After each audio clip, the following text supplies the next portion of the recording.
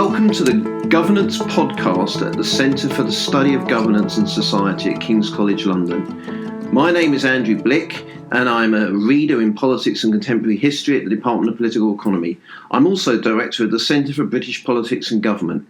We're very pleased to welcome my colleague, Professor Roger Mortimore, to the podcast today. Hello. Hello.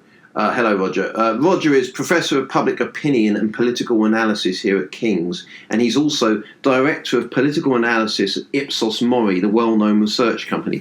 Thanks so much for joining us today, Roger. The subject of today's podcast is exit polling, and I understand you in the past have had a leading role in the conduct of That's right. I've been one of the many members of the team that produces the exit poll at every general election for the broadcasters that's shown at 10 o'clock at night on election day. Right, so the one that we see go out at the beginning of the beginning of election coverage. That's exactly it, yeah. Right, on BBC One, ITV and Sky News. Sky News, all of them at the same time, all using the same poll. Okay, good. So to start off with, simple question, what is an exit poll? It's a term that you sometimes hear used wrongly, but correctly and strictly, an exit poll is a poll that talks to voters immediately after they vote, as they're exiting the polling stations, and asks them how they voted. And that basically is the only real kind of exit poll. You do see other kinds of polls sort of done on the day, asking people over the telephone how they voted, and it's a similar thing, but that it doesn't count as an exit poll. So you've partly answered this, but what is the difference between an exit poll and a more regular opinion poll that we see in the press on a weekly or daily basis? The most important difference is that those regular opinion polls are done before people vote. It's a questioning, how do you expect to vote? How will you vote?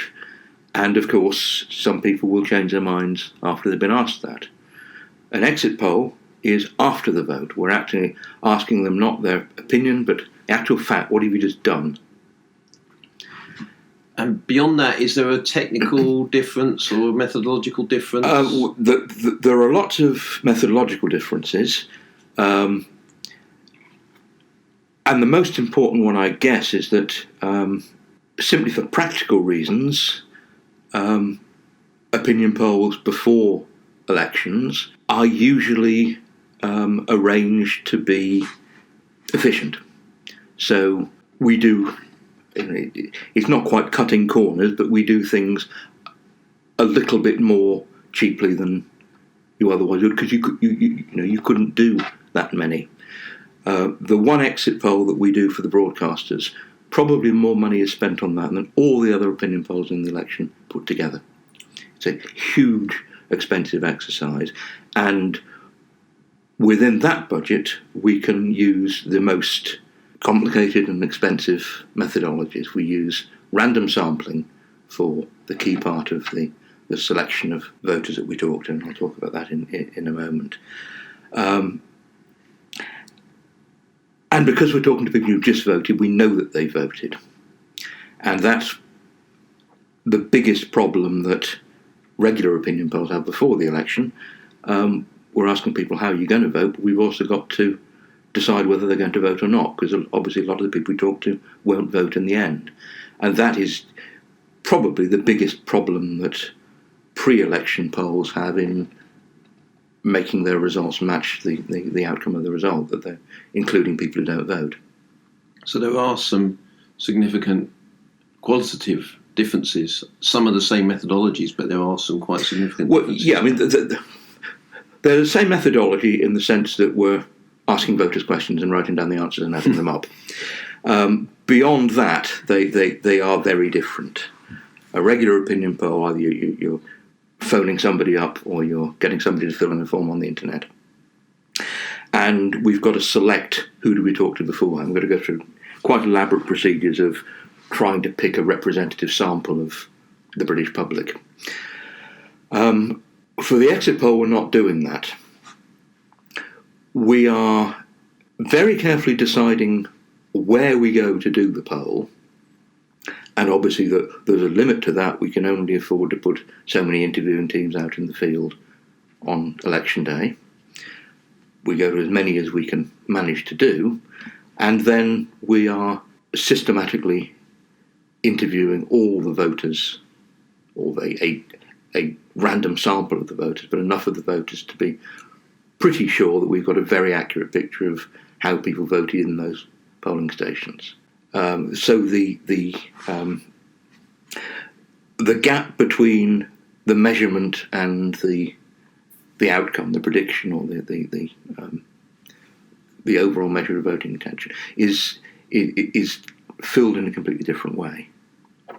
Okay, and you've already said that more money is spent on the one exit poll than is spent on polling through the whole campaign, which shows that the people paying for it obviously place a very high premium on this. But who are the customers? Who is paying for it? It's paid for by the broadcasters, so BBC, ITV and Sky News. They jointly commission it, and clearly it's a big part of their election night programme. They commission it from a team of academics who design the poll and do the analysis, working with polling companies who actually do the practical work of putting interviewers on the ground and doing the interviews. So the polling company I work for, Ipsos MORI, has been doing this since 1997. In recent elections, we've generally worked with another company called GFK, used to be called NOP. And then there's an academic team, John Curtis, who's employed by the BBC, Colin Rallings and Michael Thrasher, who work for ITV and Sky News. And between them and with their colleagues, they design exactly how we're going to do the poll, where we're going to go and do the interviews, and then when we get the data back on the day, they analyse that and work out what it means in terms of actually predicting the result of the election. So although it's across different outlets, in the end there's only one exit poll, or only one publicly available exit poll that we know for certain the existence of. That's right, and it is such a huge exercise that it's very unlikely that anybody else is going to be doing their own extra private exit polls of the same sort. There used to be more than one. BBC and ITV used to do separate ones until 2001. And they came to the conclusion that it was better to combine their sources and do one bigger and better one than two separate ones.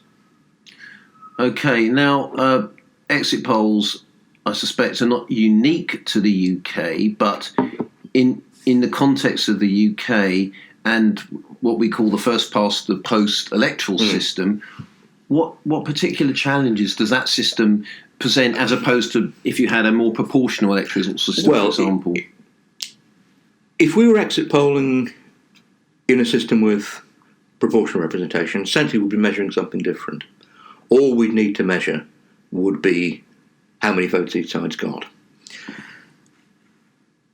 That's not the aim here. The complications of Firstpastthepost are really the whole essence of what we're trying to do, because the broadcasters want to know how many seats is each party going to win. So we need to measure votes, but we also need to work out how is that going to translate into how many seats each party is going to win. And the whole design of the exit poll is built around making that translation, of giving us the information we need to jump from one to the other. And I've noticed that in terms of the presentation of polling between elections is all about the percentages in the way it's presented, and they don't say that much. Whereas on the night of the election, all you really hear about is the seats, and there's not much discussion of the, but perhaps because that could be an unwelcome distraction from the matter of the seats. That's right. Yeah, I mean, it would be perfectly possible to design the exit poll so that it was predicting vote shares as well as seats, and I mean that used to be done, but that then does become a distraction. It's not what they want to talk about. They want to talk about has the biggest party won a majority or not, which is the biggest party. And if you get a position where seats and votes don't match up very well, you just get confused if you're trying to talk about both of them at once. Now, the regular opinion polls, they don't have that level of information. Within what you can afford to do with an ordinary opinion poll for a newspaper. You can measure the votes relatively easily, but you need huge amounts of extra information to turn that accurately into seats, which is exactly why you need this much bigger, more complicated exercise for the exit poll. What is success in the context of an exit poll, in your view?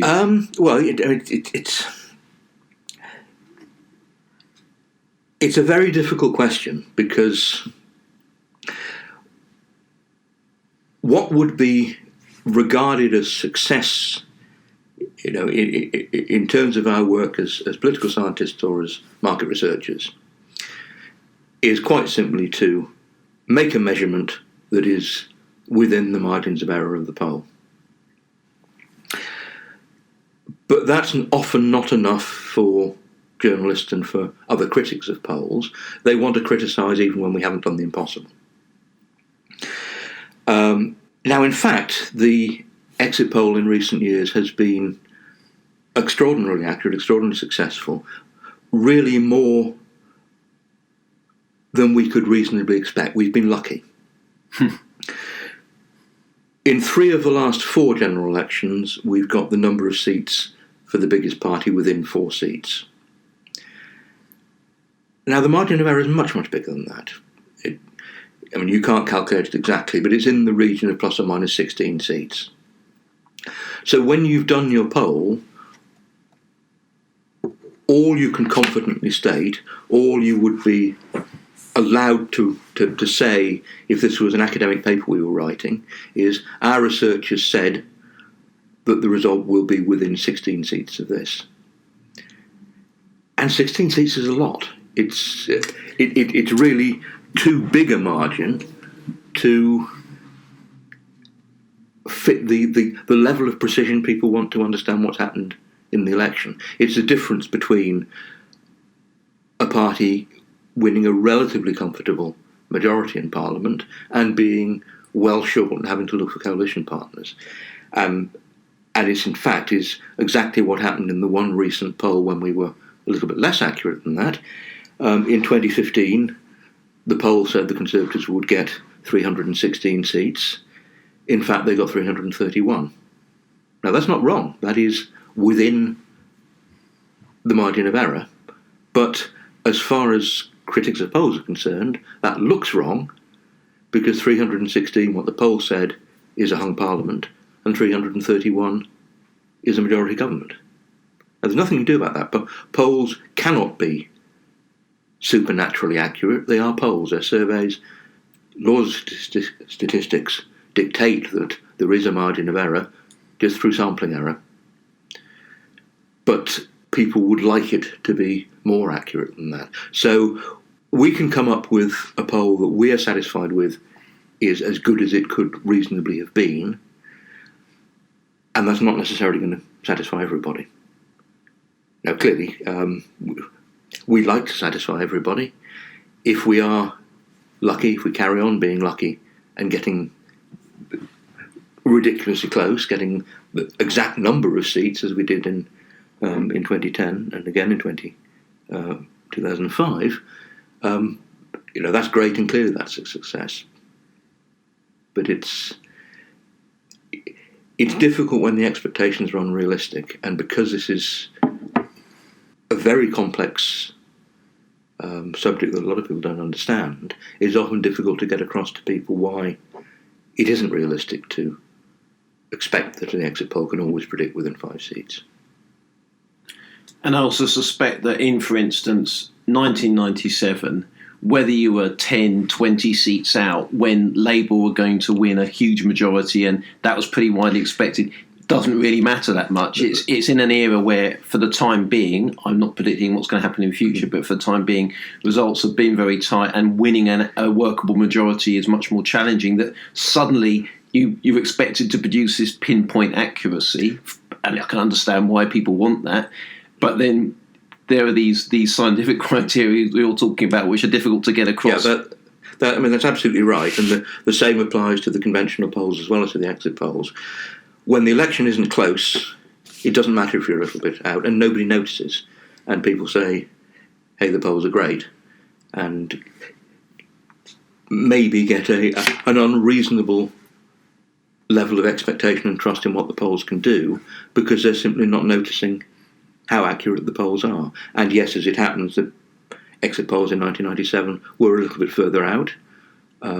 Of the two polls, one overestimated Tony Blair's majority, one underestimated it. But it didn't matter, because it would have been almost impossible to not notice that Tony Blair was going to get a majority. With politics at the moment, with results likely to be close, it matters far more if the result is a little bit different.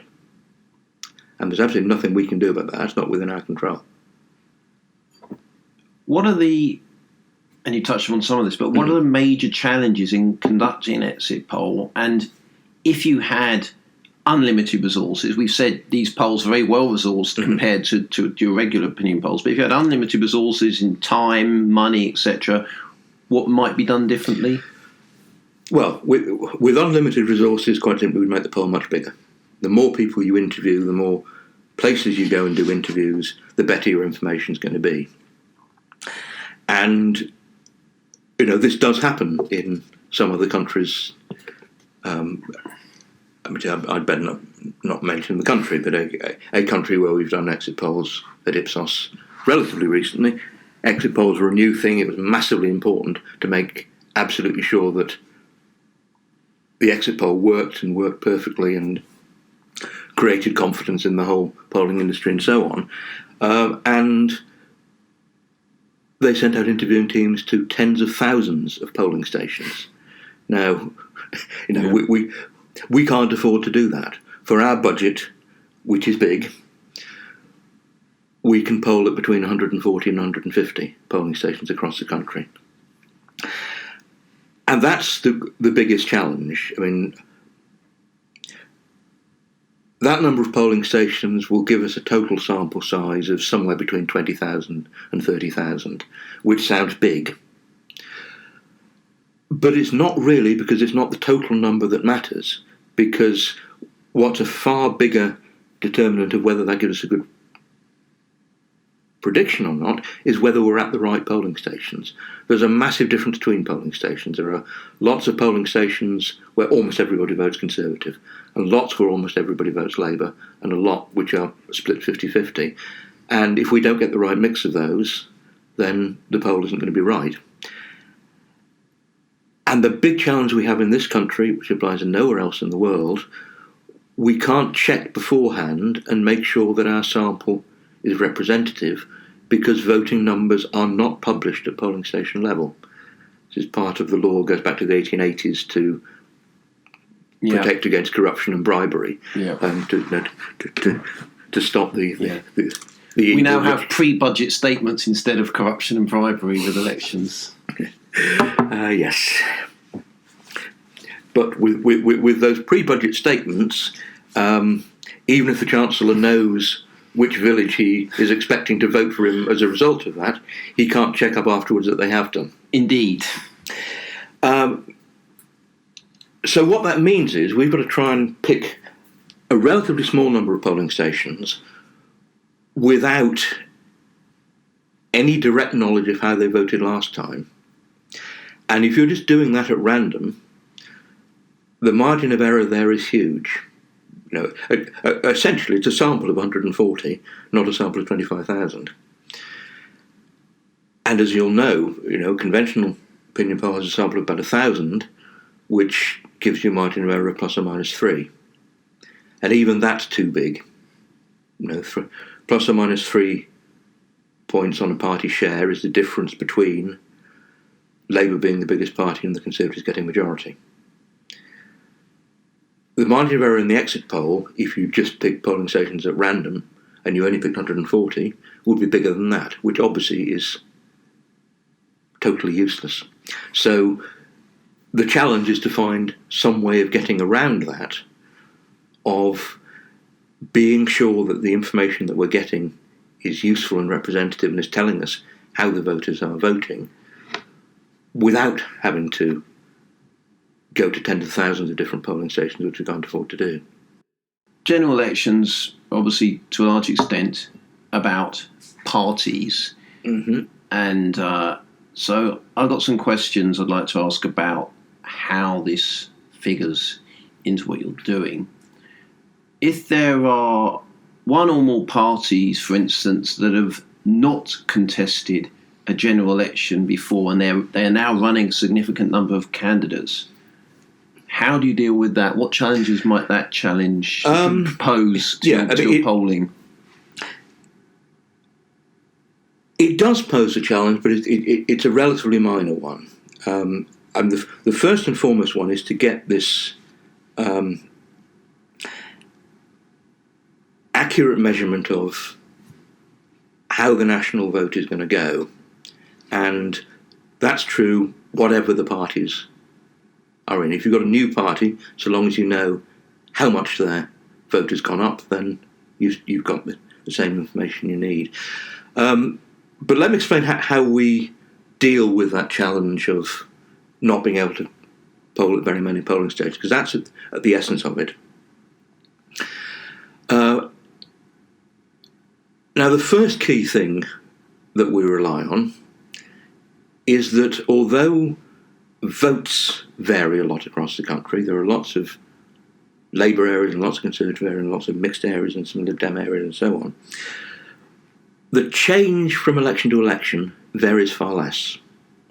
That's what we call national uniform swing. And so the poll is based around measuring change. And if we can accurately measure how much the vote has changed, it doesn't matter so much whether we're in very Conservative areas or very Labour areas, because the change is going to be similar. How do we measure the change, given that we don't know what happened last time? Well, this is the clever bit, and this is also why there can only be one exit poll, because we're using something that a new exit poll can't have. We're using our information from last time.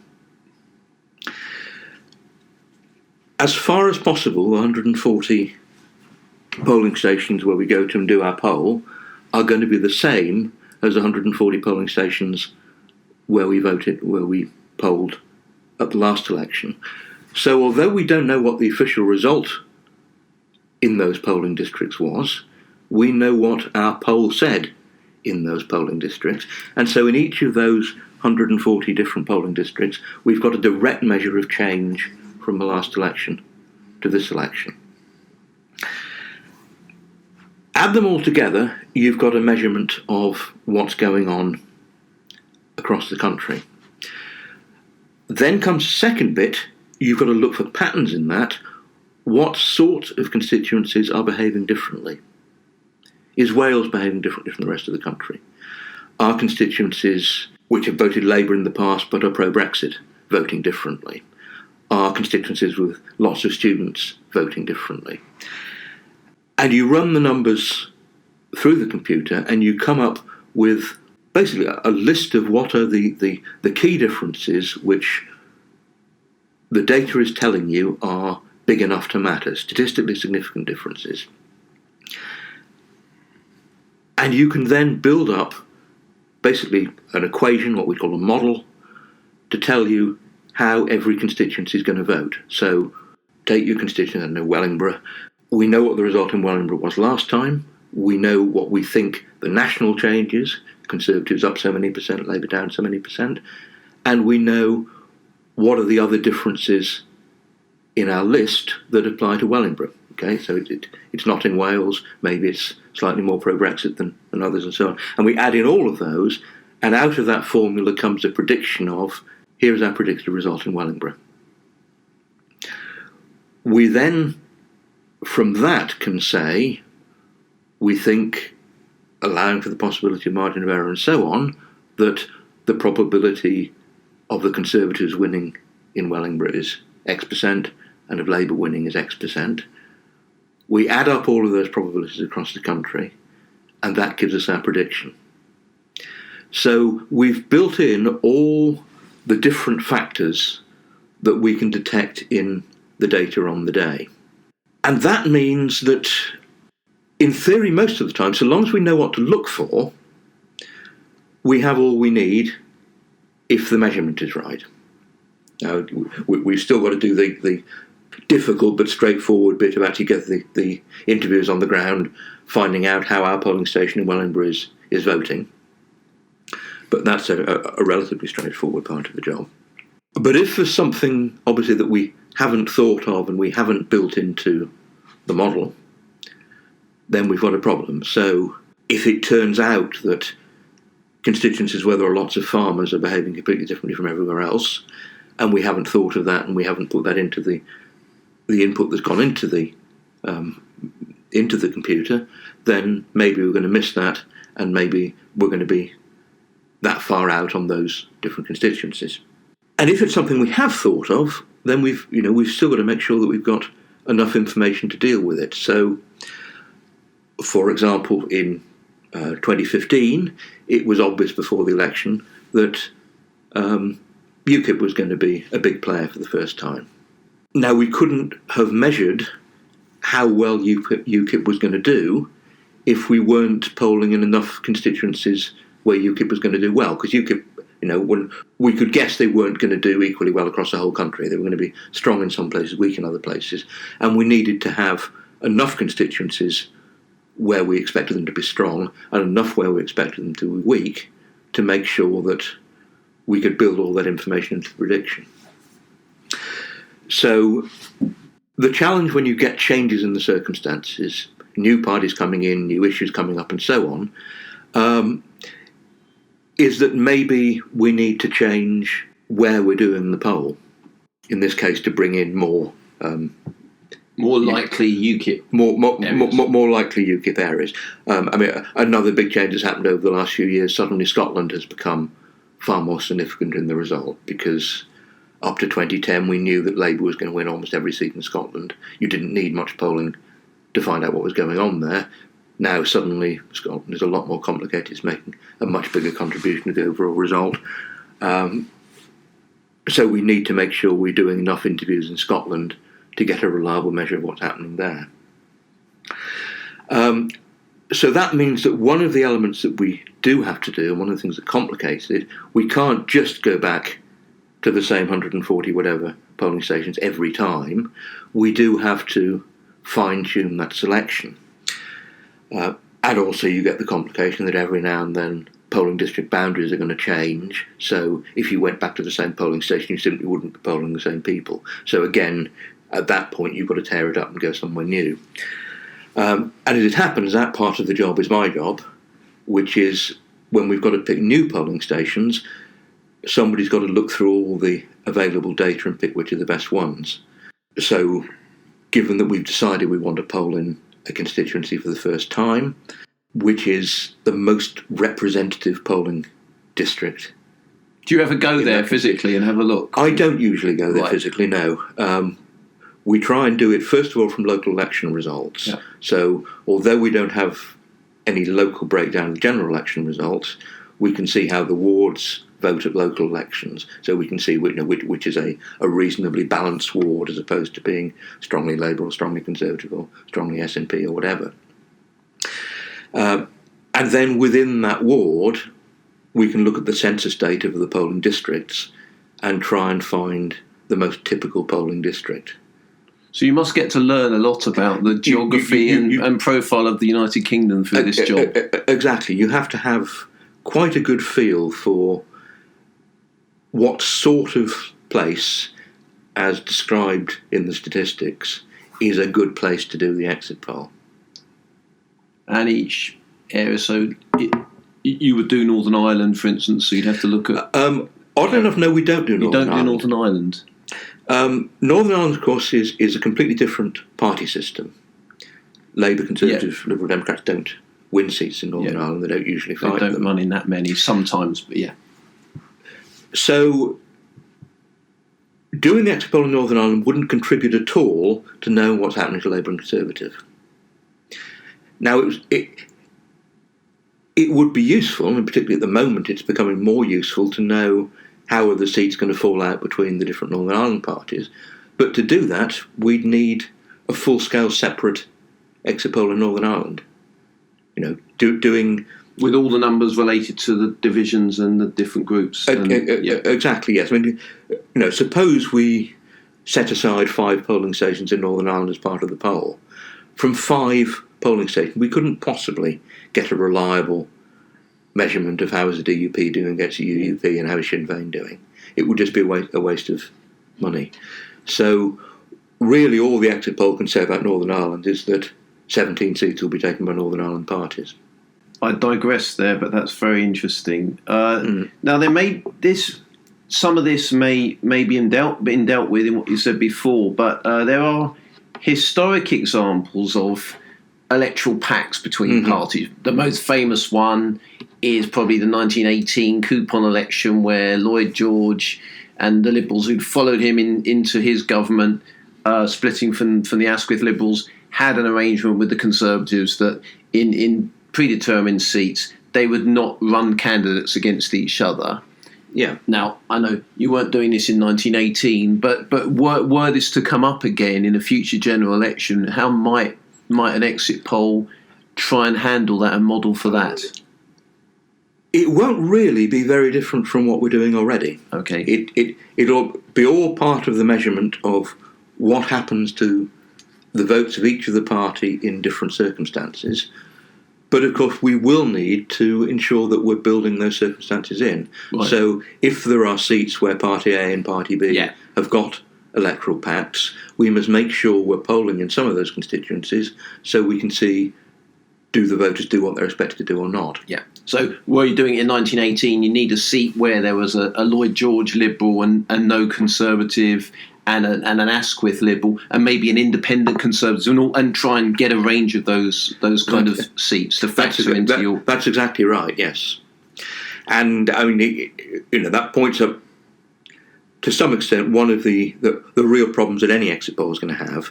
If you have weird local circumstances, it's very hard to take full account of them if they are really weird and really local. If they're only happening in 1 or 2 constituencies, you can't measure them with a national poll. They're just too small. They sort of go below the resolution of the poll, and they won't necessarily make much difference to the headline figure. Although I know in some general elections, including recent ones, every seat can count. But that's right. If it is just 1 or 2, fine. It's not going to matter much. We can shrug our shoulders. It'd be hard to blame you for that. Well, exactly. If it's 50, but every one of those 50 is separate and different, we've got a real problem. Again, a similar question, and it partly comes back to the point about the electoral system. We have a phenomenon of tactical voting, and I guess your answer is going to be you try and model this in, but if you and tactical voting, I suppose, it's hard to know whether people actually are voting tactically or not, but we're aware of this concept. And obviously, in as far as it is real, it happens in every election in the UK to some extent, I presume. So presumably that's a permanent thing you have to account for. That's right. I mean, tactical voting is not something we try and account for separately. Right. All we're interested in is knowing how they're going to vote, not why. Yeah. I've no doubt there is a huge amount of tactical voting going on and being incorporated into the exit poll.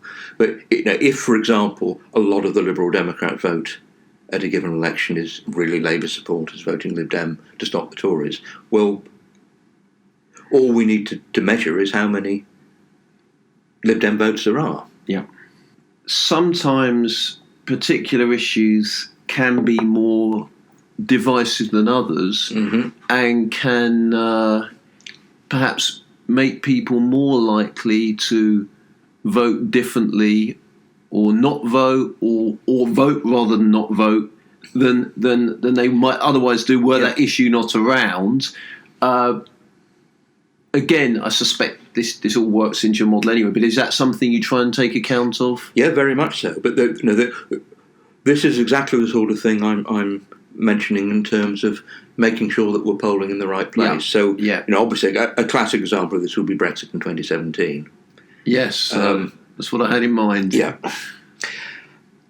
And so it was necessary to make sure that we were polling in enough Labour seats that will leave and enough Labour seats that will remain, enough Conservative seats that will leave and enough Conservative seats that will remain, so that we had a solid body of evidence of what the voters did in each in each circumstance.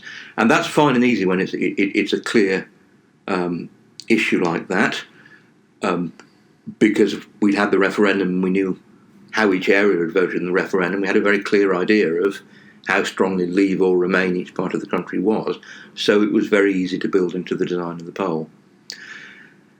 If you get something that suddenly comes up where it's harder to pin down where is this going to matter, then potentially that's much trickier. I can't think of an example of that has come up in recent years, but maybe it will come up in the future, and that is where it's much more difficult.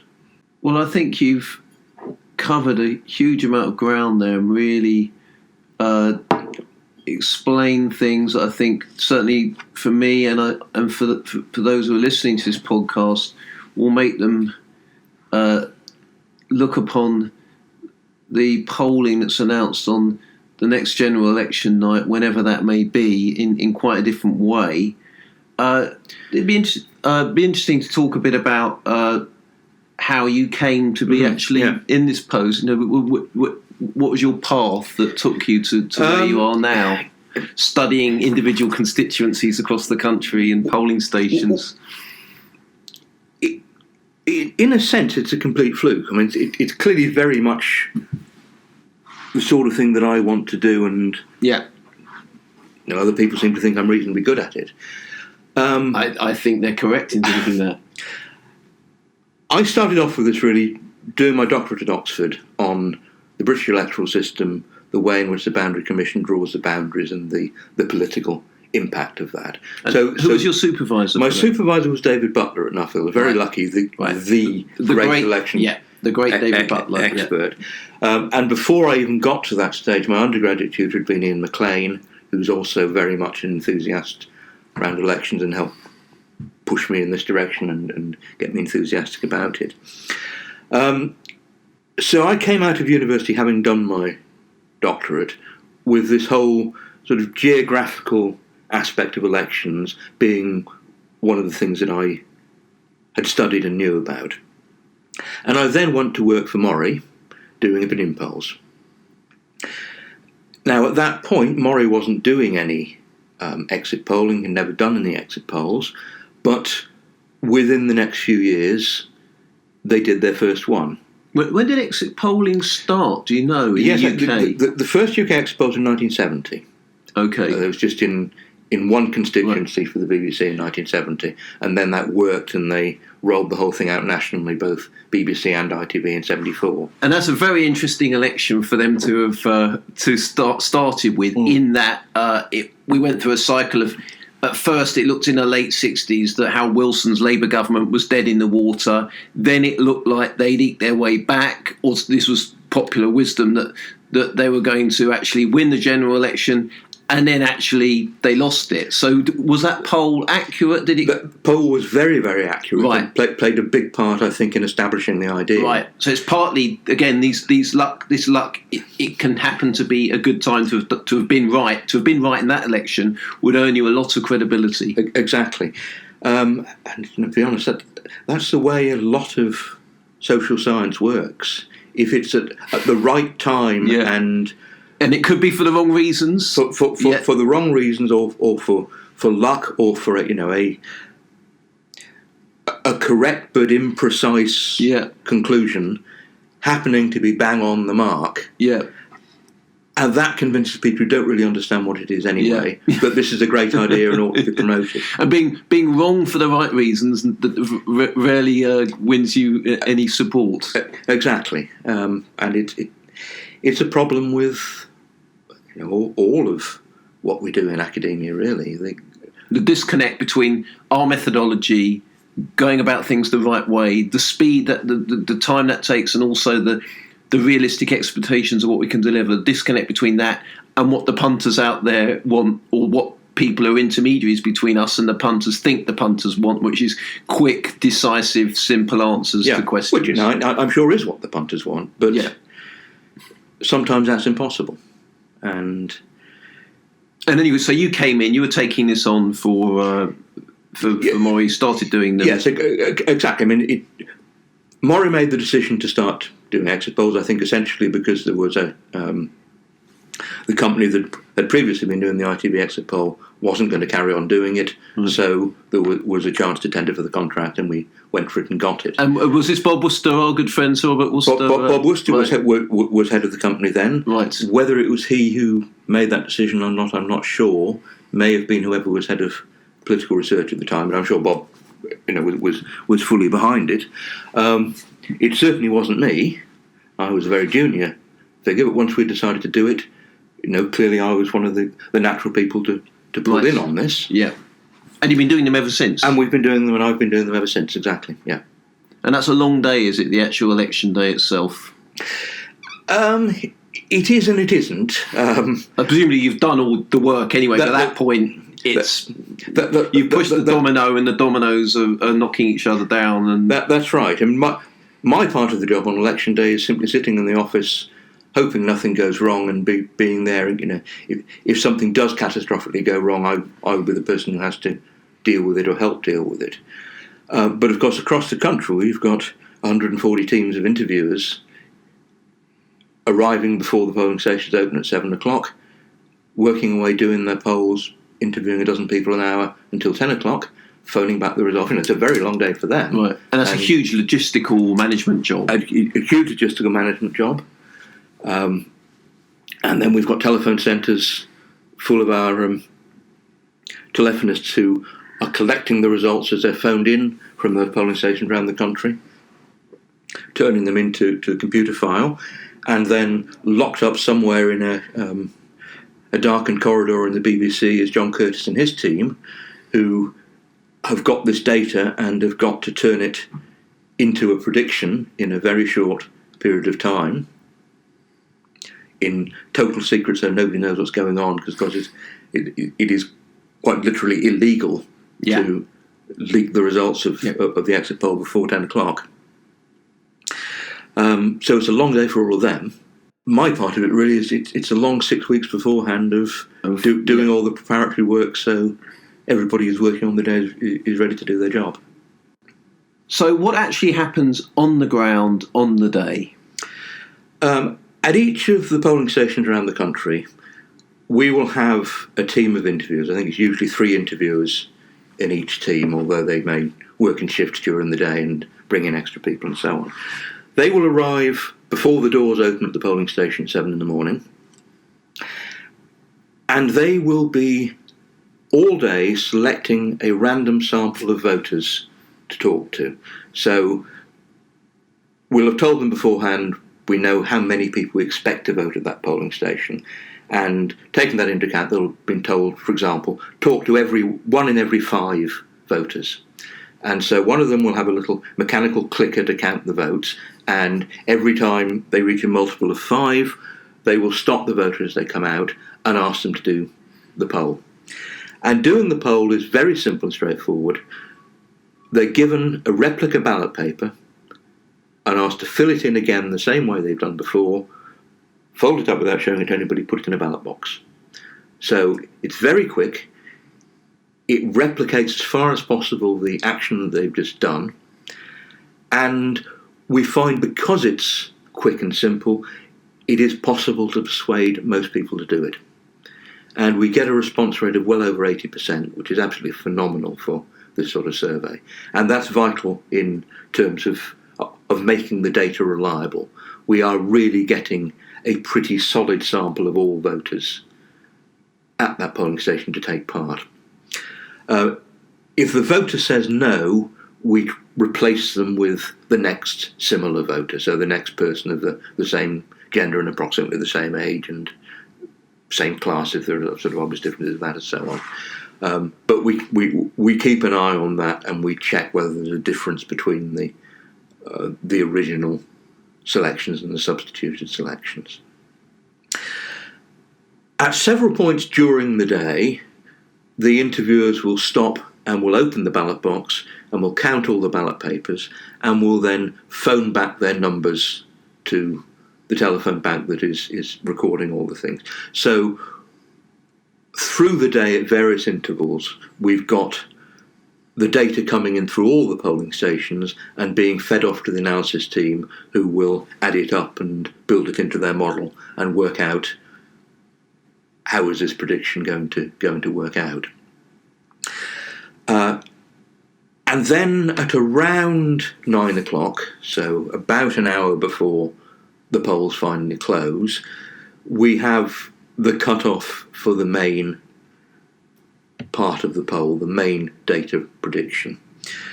So at that point, again, all the polling stations will phone in their numbers at that point, and that's the final data that the analysis team will then use to produce the number that is put into a sealed envelope and handed to David Dimbleby and Jonathan Dimbleby and whoever's doing the Sky thing.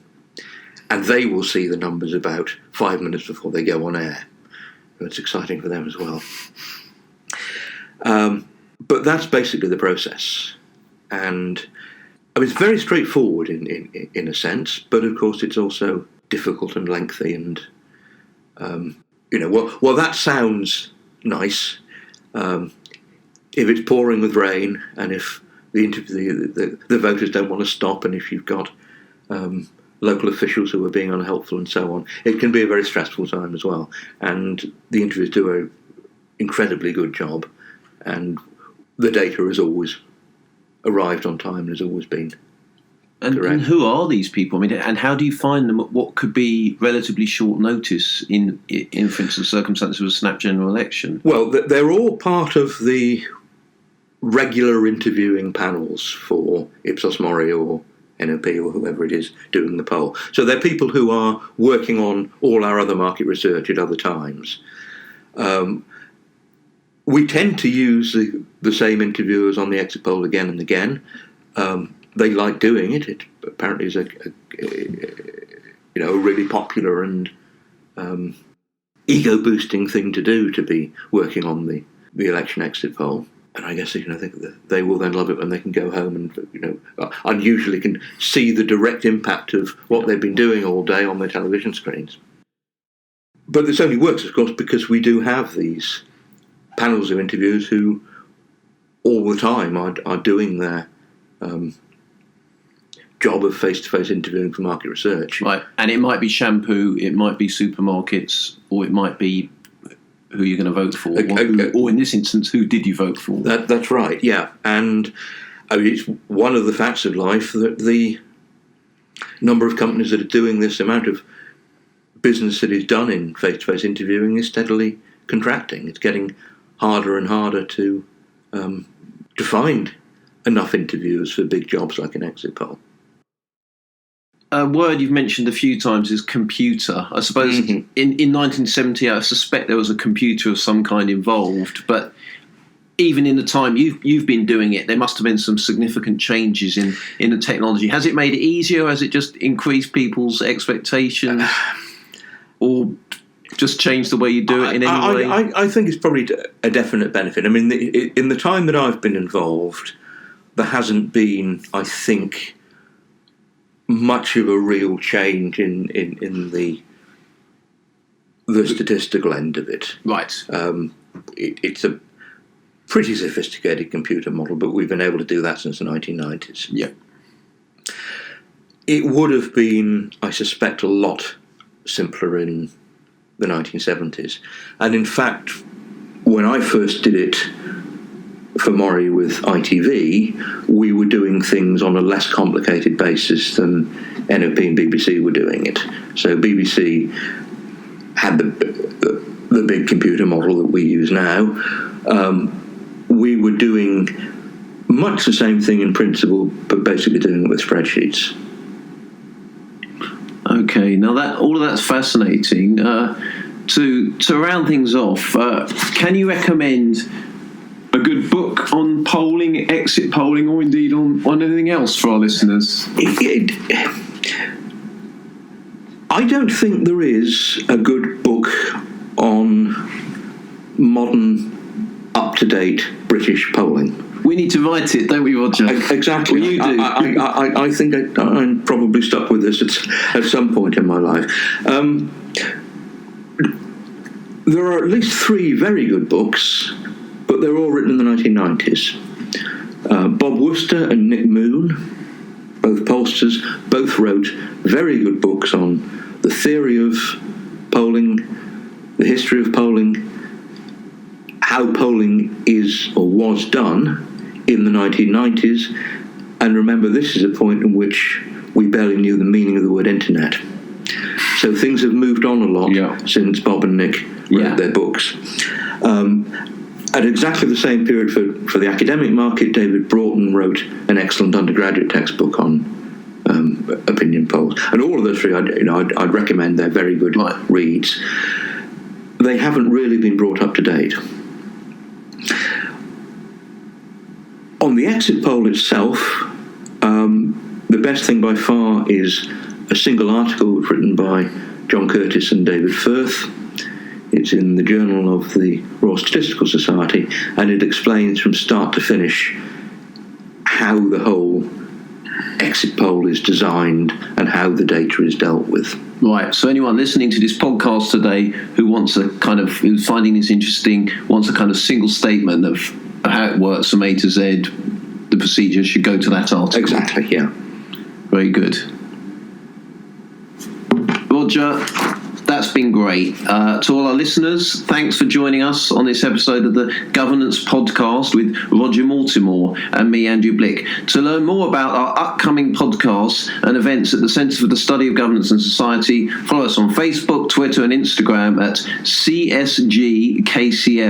In the meantime, we look forward to seeing you again soon on the Governance Podcast.